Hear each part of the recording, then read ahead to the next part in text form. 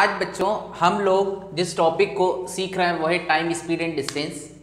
और जिस टाइप को मैं आपको सिखाने जा रहा हूँ उसमें दो बेहद इंपॉर्टेंट फॉर्मूले हैं या दो बहुत इंपॉर्टेंट एक फिनोमिना है जिस पे बहुत सारे क्वेश्चंस हम लोग सॉल्व करेंगे, है ना। तो जरा उसको समझते हैं। मान लीजिए एक व्यक्ति यहाँ पर है, ठीक, इस पॉइंट पर, और वह यहाँ से यहाँ जा रहा है। मान लीजिए यहां से यहां वो व्यक्ति किस स्पीड से जा रहा है, x किलोमीटर पर आवर, ठीक। और इस पॉइंट से इस पॉइंट पर वापस लौट रहा है किस स्पीड से, y किलोमीटर पर आवर, ठीक। और आप जानते हैं ये एक पर्टिकुलर कोई डिस्टेंस होगी और वो डिस्टेंस हम मान लेते हैं d है, ठीक।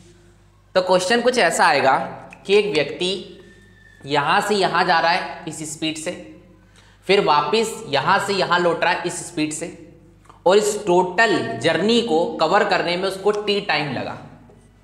ध्यान से समझिएगा कितना टाइम लगा, t टाइम। t टाइम का मतलब यह है कि जाने और आने में कुल लगा समय, ठीक है, टोटल टाइम, उसको हम t से डिफाइन कर रहे हैं। तो इसके बीच, इस फंडे के बीच एक रिलेशन होता है जो हमेशा ध्यान रखो, वो होता है सर डिस्टेंस इक्वल टू जाने की स्पीड आने की स्पीड का ऊपर मल्टीप्लाई करना है, नीचे अपन को सम करना है मतलब योग, और इनटू में क्या आएगा बच्चे, टोटल टाइम। जो टी लिखा है ना उसको मैं थोड़ा अच्छे से डिफाइन करने के लिए यहां लिख दे रहा हूं टोटल टाइम, ठीक है। तो इस फॉर्मूले को आप दिमाग के अंदर सेट करके रखिए। क्वेश्चन कैसा आएगा मैं आपको बताऊंगा।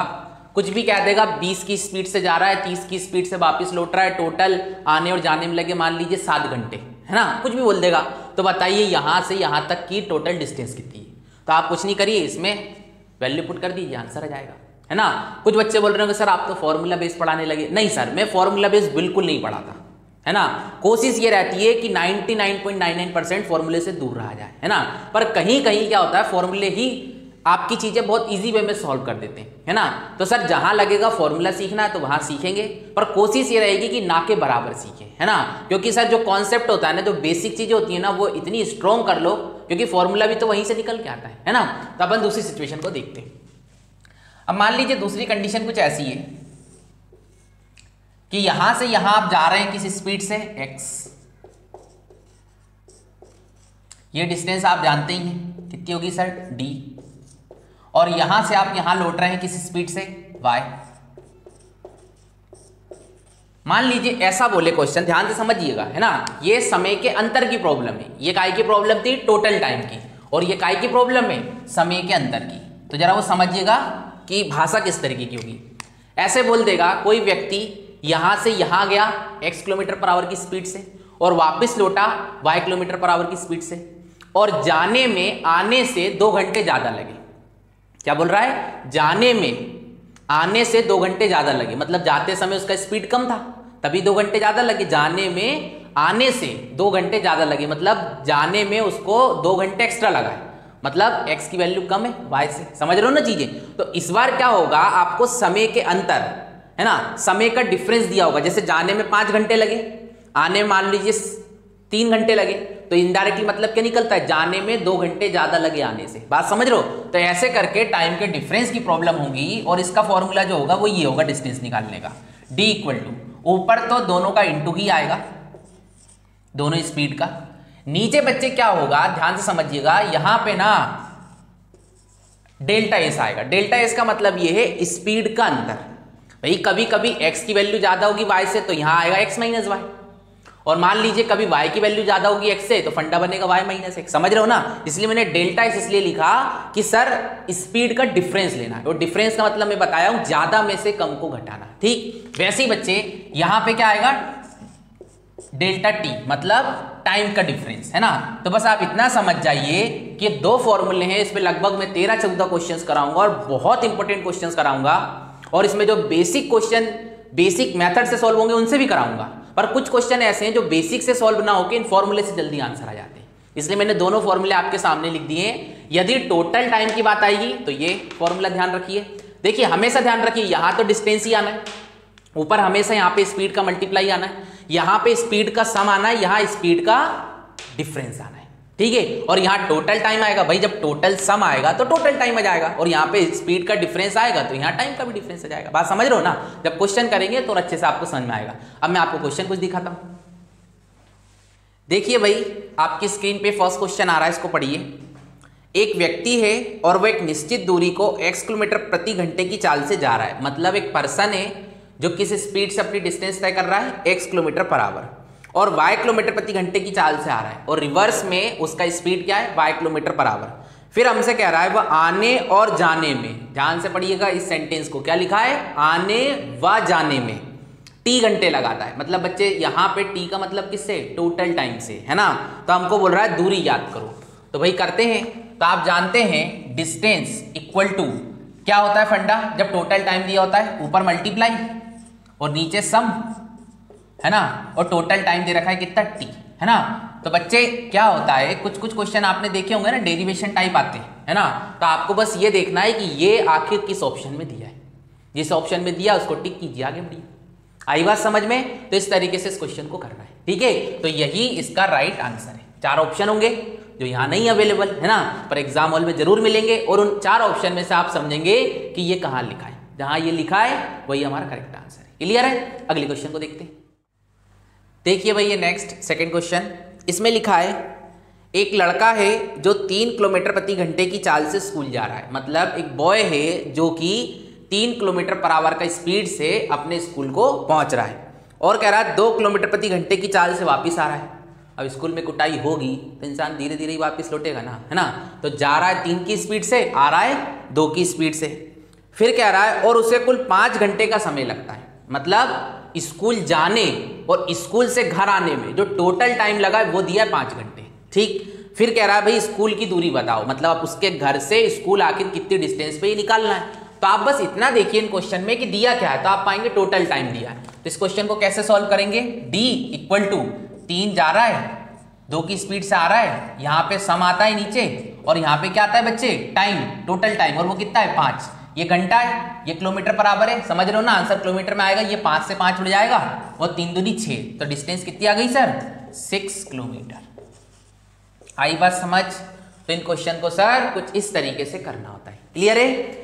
चलिए भाई देखिए भाई नेक्स्ट क्वेश्चन, इसमें लिखा है एक आदमी ट्रेन से कुछ निश्चित दूरी 25 किलोमीटर प्रति घंटे की चाल से तय करता है। मतलब एक व्यक्ति है जो किस स्पीड से जा रहा है, 25 किलोमीटर पर आवर की स्पीड से एक ट्रेन से, और 4 किलोमीटर प्रति घंटे की चाल से वापस पैदल चल कर आता है। ओके भाई, एक व्यक्ति था, उसको ट्रेन मिली, ट्रेन से एक पर्टिकुलर डिस्टेंस तक किस स्पीड से गया, 25 किलोमीटर पर आवर की, वापिस वहां से पैदल आया किस स्पीड से, 4 किलोमीटर पर आवर की स्पीड से।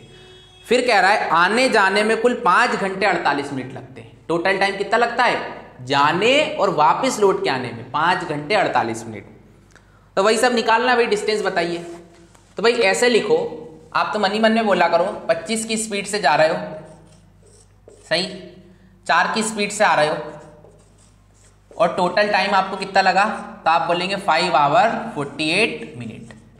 तो ध्यान रखिएगा, ये कोई भी यूनिट ये ऊट पटांग होती है ना, तो इनको एक जैसा बनाना पड़ता है। तो कैसे बनाते हैं, 5 घंटे तो पूरे हैं, 48 मिनट को ना आवर में कन्वर्ट कर लो, तो 48/60, इसको काट दो किससे, 12 से, 12 चौक 48, 12 पंचे 60, 55 25 और 4 29, 29/5 घंटे।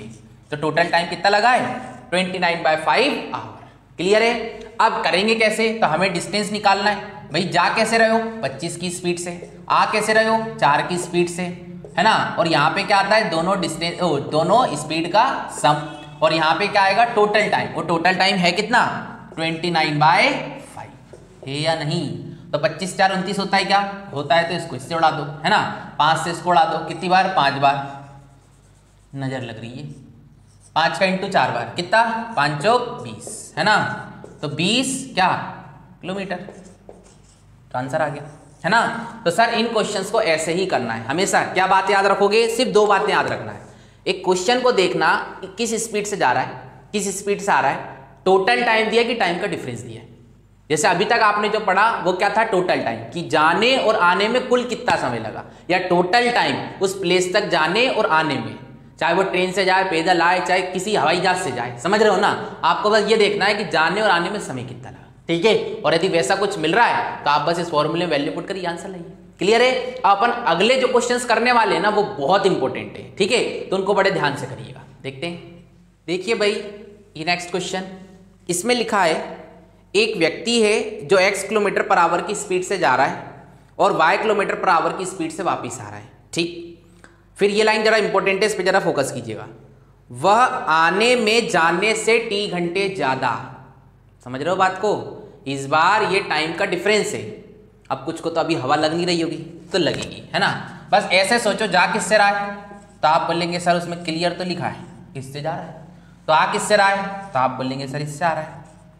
तो बच्चे हो क्या रहा है, जाने में मान लो उसको टी टाइम लगा है ना, तो आने में जाने से टी प्लस टी ये ज्यादा लगा है, ठीक है। और ये इनडायरेक्टली दिया है, बोल रहा है ना टी घंटे ज्यादा लगे, है ना। तो इस तरह से ही मतलब निकाला जाता है क्या, यदि 5 घंटे जाने में लगे तो आने में 6 घंटे लगे, तो वो क्या बोल रहा है कि गया x से आया y से और उसको t घंटे ज्यादा लगे, है ना, मतलब 1 घंटा ज्यादा लगा, मतलब टाइम का डिफरेंस है।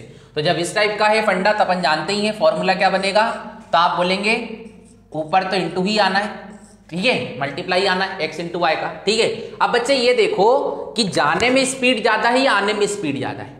यदि जाने में स्पीड ज्यादा है तो यहां लिखेंगे x माइनस वाई, और आने में स्पीड ज्यादा है तो आएगा y माइनस एक्स। ध्यान से करिएगा। तो क्वेश्चन को फिर से पढ़ते हैं, देखिए। तो इसमें लिखा है एक आदमी एक निश्चित दूरी x किलोमीटर प्रति घंटे की चाल से जा रहा है और y किलोमीटर प्रति घंटे की चाल से आ रहा है। तो यहां से तो कहीं पता नहीं चल रहा है कि x ज्यादा है कि y ज्यादा है, पर आगे पता चलेगा।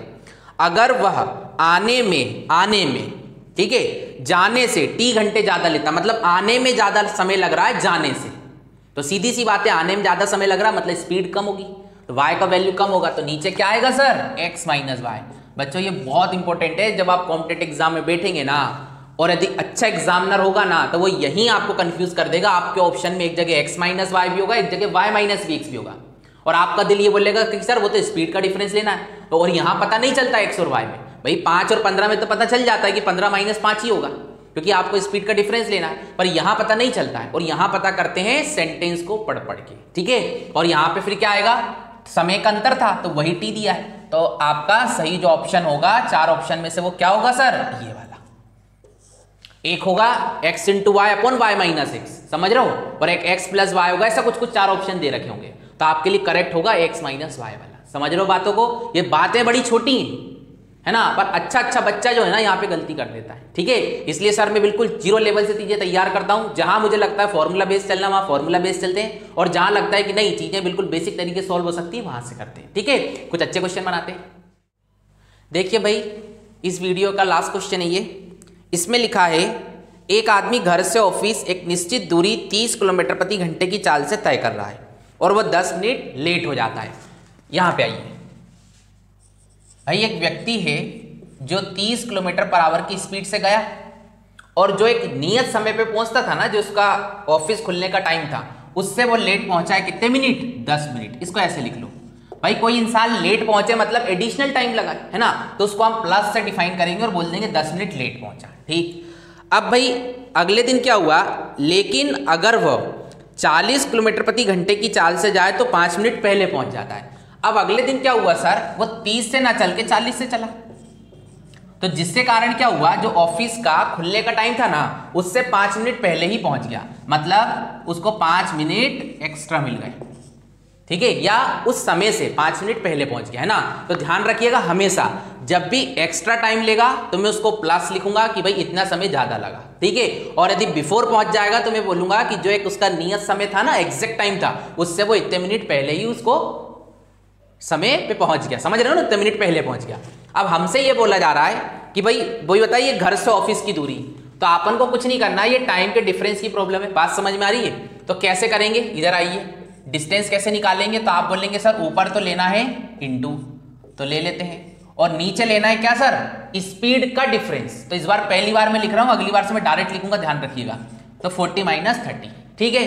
अब यहां पे आना है टाइम का डिफरेंस, और याद करिए डिफरेंस अंतर की भाषा मैंने क्या बताई आपको, ज्यादा में से कम को घटाना। तो सर ये ज्यादा है, ज्यादा का मतलब बेटा साइन देख के भी करना है ना, नहीं तो बर्बाद हो जाओगे, ध्यान रखना। तो यहाँ बोलोगे +10, यहाँ बोलोगे -5, तो डिफरेंस कैसे लेते हैं? ज्यादा में से कम को घटाना। फिर से देखिएगा, ज्यादा में से कम को घटाना, ये घटाने वाला साइन, और फिर इस -5 को, तो ओवरऑल क्या होगा सर? 15 मिनट। अच्छे यहाँ गलती कर जाते हैं, और जो मैंने सिखाया वैसे ही करना है। मैं ढेरों क्वेश्चन कराऊंगा, कम से कम 10 कराऊंगा ना, तो इसी तरीके से आप करेंगे। तो यहाँ पे क्या आएगा डिफरेंस? 15, और डिवाइड में कितना आएगा? ये मिनट था तो अपन इसको घंटे में कन्वर्ट कर लो, क्योंकि ये सब किलोमीटर पर आवर में है ना, समझ रहे हो ना। तो 15 4 बार से 60 कट जाएगा, ठीक है, और फिर 4 से इसको काट दो, कितनी बार? 10 बार कटेगा ना, और ये हो गया 300 और बटे 10। तो आप समझ रहे हैं कितना आंसर आ जाएगा भाई? 30। आखिर घर से ऑफिस तक की डिस्टेंस कितनी है? 30 किलोमीटर। पक्की बात है। तो सर इस तरीके से इन क्वेश्चंस को करना होता है, ठीक। अब ध्यान रखिएगा एग्जाम हॉल में क्वेश्चंस कैसे करेंगे। सर ये जो लिखा है ना, ऐसा कुछ नहीं लिखना है। यदि जिस बच्चे ने पेपर में ये चीज लिखी ना, उसका सिलेक्शन कोसों दूर हो जाएगा, ध्यान रखना। तो ये चीज चूंकि मुझे समझाना थी इसलिए मैंने लिखी है। इसको आप मन में रखेंगे कि 30 से जा रहा है, 40 से आ रहा है, जाने में 10 मिनट एक्स्ट्रा लगे, आने में 5 मिनट कम लगे, डिफरेंस लेना था, ऐसे ऐसे कुछ लेते हैं। ये मन में करना होगा। 4 5 7 क्वेश्चंस करेंगे अगले वीडियो में, तो आपके अंदर एक कॉन्फिडेंस आएगा, ठीक है। तो इसको आप मन में करेंगे, डायरेक्ट वैल्यू लिखेंगे, और ये लाइन भी नहीं लिखेंगे, डायरेक्ट आंसर जाएगा, ठीक है। तो आंसर इसका क्या है? 30 किलोमीटर पर आवर, ठीक। बच्चे वीडियो ज्यादा लंबी हो जाती है, अपलोडिंग की समस्या चल रही है, इसका सॉल्यूशन धीरे धीरे ढूंढ रहे हैं। हमको क्या है सर, ज्यादा यूट्यूब पे वर्क करना भी आता नहीं है ना। आप बच्चों का सपोर्ट मिलता रहा तो मैं चीजों को बनाता रहूंगा, है ना। बहुत सारे बच्चे डिमांड करते हैं कि कोई एक टॉपिक उठाओ, उसे कंप्लीट पढ़ाओ। तो क्या होता है, एक बार थोड़े बच्चे जुड़ जाएं, आप लोग वीडियो को शेयर करो, है ना, लोगों को बताओ, ठीक है। ये नहीं कह रहा हूं कि मैं सबसे बेस्ट हूं सर, नहीं हूं। मुझे ना तो बच्चे देख कैलकुलेशन आती है, मैं तो क्लियर बोलता हूं, ना मुझे इंग्लिश में ज्यादा पढ़ाना आता है, ठीक है, और ना ज्यादा मुझे ड्रामा करना आता है, ठीक है। जो आपके यूट्यूब पे चलता है ना कि बहुत सारी चीजें शो ऑफ करो, वो सर मेरे खून में नहीं है, ना मैं ये सब चीजें कर पाता हूं। बस मुझे 2-4 चीजें अच्छी आती हैं जो मैं समझा लेता हूं। आपका सपोर्ट रहा तो मैं चीज को कंटिन्यू करूंगा, है ना। तो अगली बार मिलेंगे इन्हीं क्वेश्चंस के अच्छे क्वेश्चन में, ठीक है। चलिए फिर मिलते हैं, थैंक यू वेरी मच।